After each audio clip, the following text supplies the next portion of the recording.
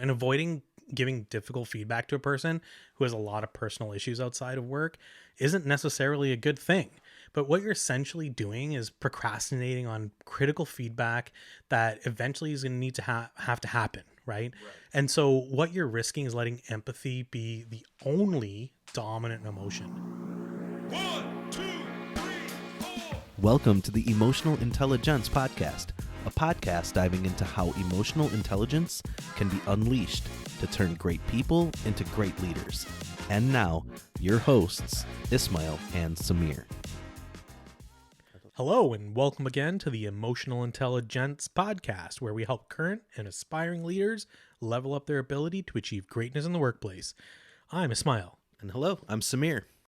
All right, Samir. So in this episode, we're going to discuss how emotional intelligence impacts feedback in the workplace. And I'd imagine most folks will go to how EQ can help them deliver constructive or negative feedback.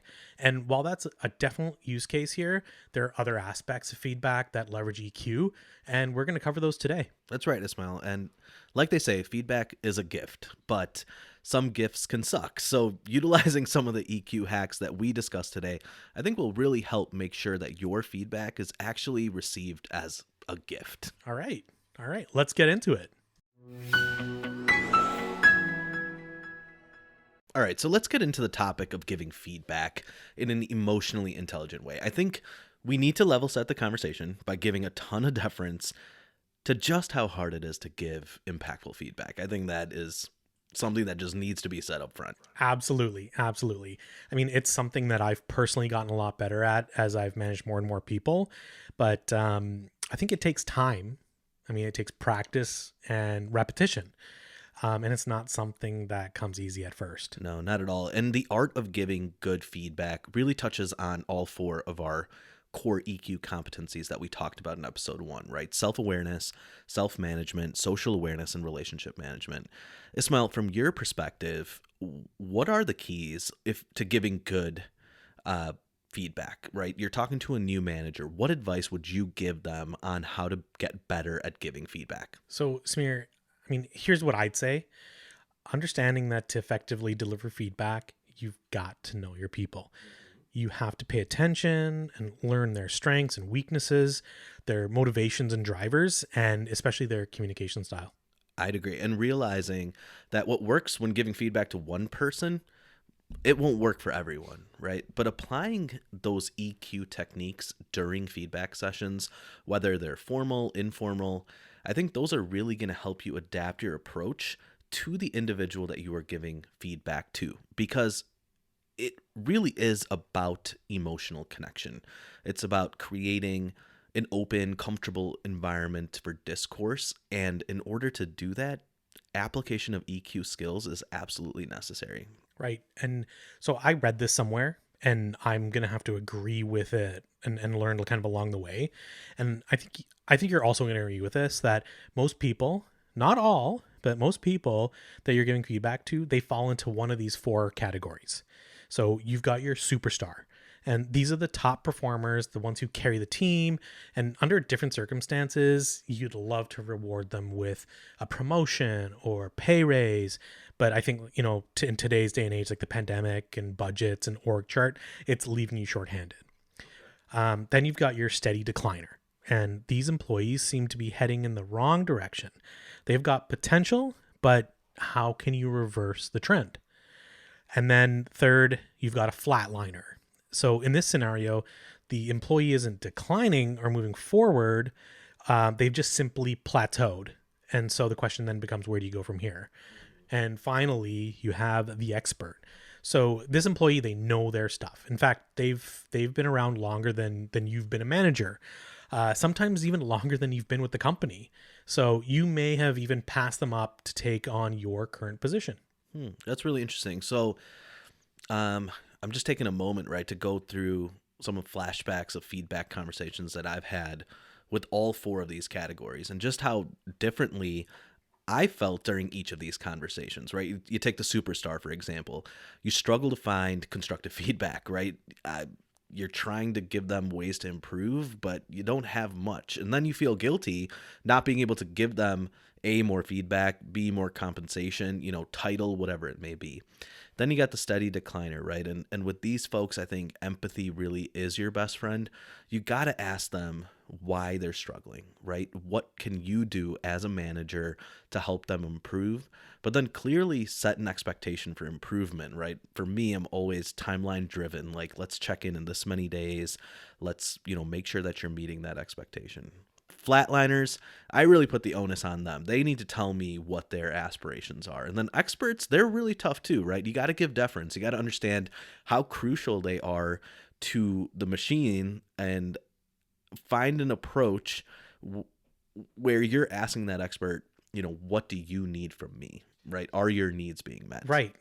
And I mean, you'll need to handle each one of these individuals differently, no doubt. But there are clear common threads which high EQ leaders will have to leverage to ensure the feedback session is fruitful. And let me give you some examples here. So they're going to have strong intention to help the employees grow rather than simply criticizing. And so I like to say the feedback should increase, not drain the employees' motivation and resources for change. I like that. And secondly, high EQ leaders have a tendency to be open.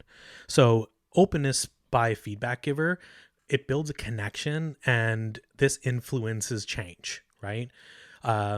And if you start the feedback session feeling uncomfortable and defensive, whoever you're with, they're going to match that energy. And then you're both going to leave the conversation frustrated, and you'll never hit the core of what each of you wanted to accomplish during that discussion. And then, lastly, inviting the employee into the problem solving process. So asking questions like, so what ideas do you have? And what are you taking away from this conversation? What else? There's like, what steps might you take? When and how will I know that something's changed? Right? For sure. And these are some really nice practical tips that you're giving us on how to give feedback in an emotionally intelligent way, which is such an underrated challenge for leaders at all levels of an organization. Yeah, I agree with you. And another important point to zero in on is about when to give feedback. So what do you think about jumping into that next? Yeah, let's do it. Hey, if you've enjoyed the show so far or found some helpful information, check the show notes where you can join our mailing list, get additional EQ tips and tricks, and also stay up to date on upcoming topics and events. All right. So we spent the first portion of today's podcast talking about tips and tricks that high EQ leaders are using when they give feedback. But even knowing or deciding when, right, the moment is ripe for feedback can be driven by our level of EQ. Would you agree, Ismail? Yeah, I do. And the decision of when requires leaders to be really aware of their own emotional state and being able to manage emotion during the conversations to a positive outcome. Right. And in the moment too, right? How ready or comfortable are you to manage your own emotions when having to give feedback that could be perceived by the recipient as insensitive or crude or rude, whatever you want to call it? You need to be aware of your emotional state as you walk into that conversation as the leader. And knowing when to give feedback can also be driven by your level of EQ.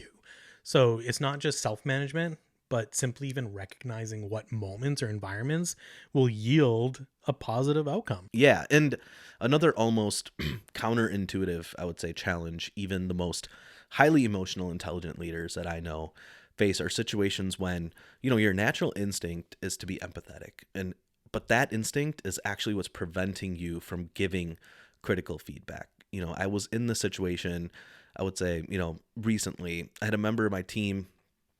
They went through an extremely tough time, right? They had a series of unexpected deaths in the family. And what started off as, I think we thought it would be like 60 days of let's pick up the slack for this person. And that quickly turned into 6, 7, 8 months. And while, I was beyond empathetic to this person's situation, which was unimaginable in so many ways, right? But I knew it was having a real negative impact on productivity. The customer complaints were becoming super common. They kept rolling in. I saw the morale of the larger team start to suffer. And then, you know, inevitably, my reputation as a strong leader was suddenly coming into question. But your empathy was going into overdrive, right? Yes. You knew you needed to do something to correct it, but you just struggled to figure out a way and a time to be critical when this person was in a fragile state of mind. Completely, 100%. And often we talk about how leaders lack EQ, but there's a flip side, right? Which is this distortion of EQ in the opposite direction. While something like empathy is a must-have emotion. We've been talking about it since podcast 1. It has to be balanced, right? With the leader's other strengths, their other competencies, and then the current challenges of the business, whatever they may be facing at that time. So that balance is super critical. For sure. It's so true. And avoiding giving difficult feedback to a person who has a lot of personal issues outside of work isn't necessarily a good thing. But what you're essentially doing is procrastinating on critical feedback that eventually is going to need to have to happen, right? Right. And so what you're risking is letting empathy be the only dominant emotion and waiting too long and letting the circumstances potentially getting to a point of no return. So, I mean, there's much higher risk. The conversation at that point becomes really adversarial.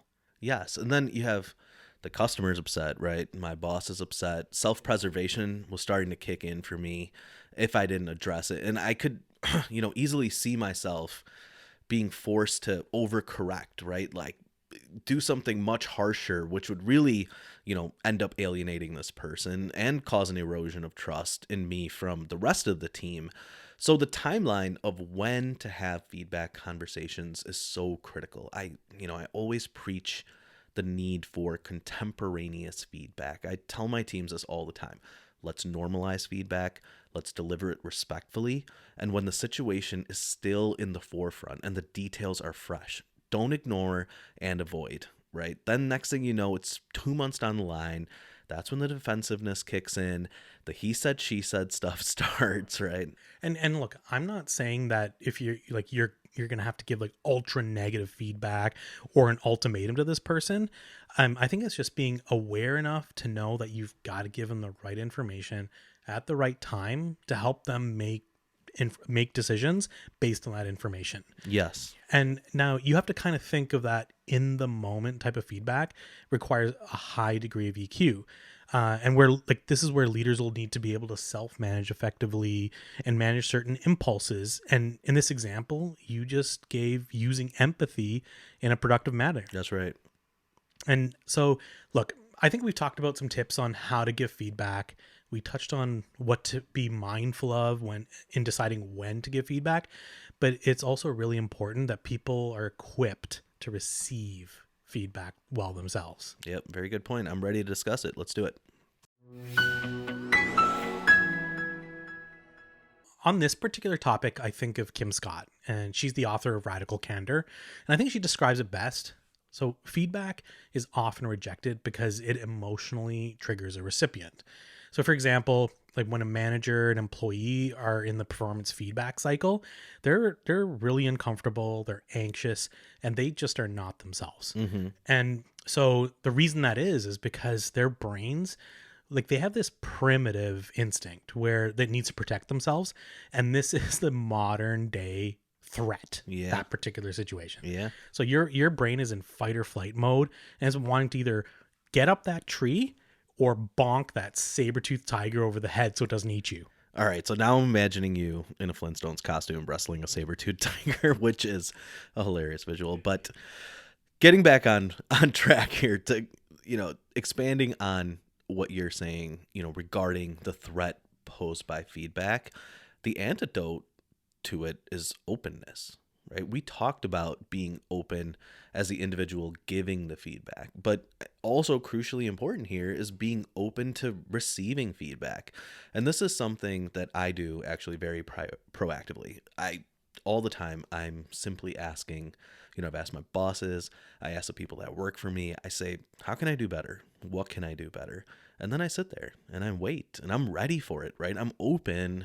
And when after you ask a question like that, it's It's kind of like sitting in a dunk tank, right? Because you don't know what the other person is going to say, right? They might toss you a soft lob, or it's going to be a fastball on the button. Next thing you know, you're taking a swim, right? But you have to be open and ready, because it's the only way that you'll truly get better. And I've gotten some really great feedback by simply being open and asking for it. So when you're in that situation, like, what's your state of mind, and how do you avoid taking feedback and feeling like you're being attacked?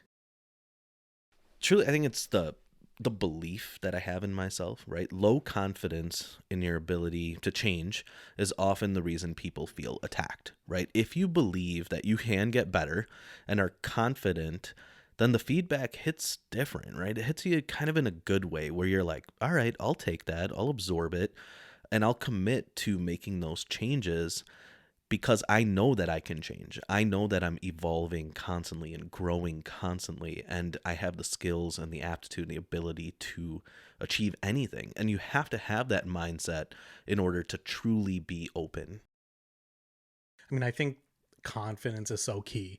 I mean, if you have a high level of confidence that you can handle the information and ultimately learn from it, like you said, like, the way that you process that feedback, it hits much differently. That's right. Yeah, and when you believe you have the capacity or ability to change, your emotions aren't easily hijacked, which is like what causes that knee-jerk reaction. Mm-hmm. And you're able to absorb the feedback, cross-reference that with your own recollection and experience of those particular events. Right, right.